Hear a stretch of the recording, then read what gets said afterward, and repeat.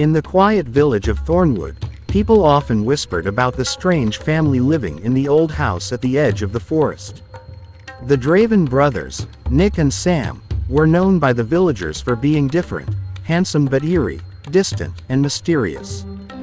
Lavinia, a kind-hearted young woman, lived a simple life as a healer in the village. She often wandered into the woods to gather herbs, unaware that she was being watched. Nick, the elder brother, had always been captivated by Lavinia. He admired her beauty from afar, her soft, golden hair, her sparkling eyes, and the way she smiled so freely. But Nick's love wasn't like normal love.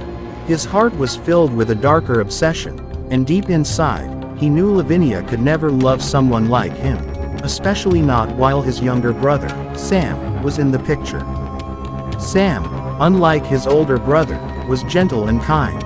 He didn't want to hurt Lavinia, so he kept his distance, believing that she was better off without the dangers that came with being close to someone like him. But no matter how much he tried to stay away, he couldn't deny that Lavinia had captured his heart. Lavinia, in turn, was drawn to Sam's quiet nature and kindness. Every time they met in the woods, the moonlight shining through the trees, she felt safe with him.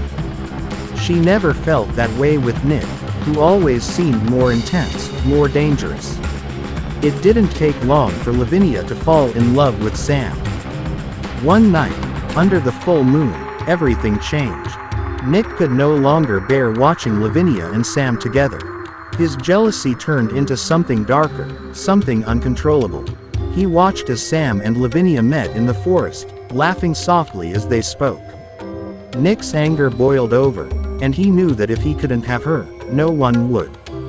Sam, aware of the dangers the full moon brought, usually kept his distance from Lavinia on those nights, afraid that his werewolf side would take over.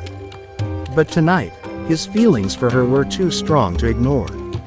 He wanted to be with her, even if it meant risking the change.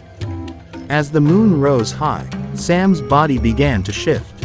His muscles expanded, fur grew on his skin, and his senses became sharp and wild. In his werewolf form, he couldn't control himself. He saw Lavinia, but she seemed so fragile, so small. His instincts screamed at him to take her, to claim her. Lavinia screamed in fear as the wolf lunged at her, his teeth sinking into her flesh. She tried to run, but her legs couldn't carry her fast enough. The wolf's power was too much. In a few moments, she lay still, lifeless in the moonlight. When Sam's transformation finally wore off, he was kneeling beside her, blood on his hands. His heart shattered as he looked into her vacant eyes, unable to understand what he had done. The guilt was unbearable. He had killed the one person he loved more than anything. Nick had been hiding in the shadows, watching, waiting for the right moment. When he saw Sam holding Lavinia's body, his heart sank. His jealousy turned into something even darker. He felt both anger and a twisted sense of triumph.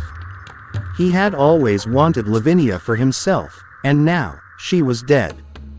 But then Nick saw something in Sam's face: guilt, pain, desperation. For a moment, Nick realized that he had the chance to make things right, to bring her back. Nick knew of a way to revive Lavinia, but it wasn't something easy or safe. It was forbidden magic, and it came with a terrible cost.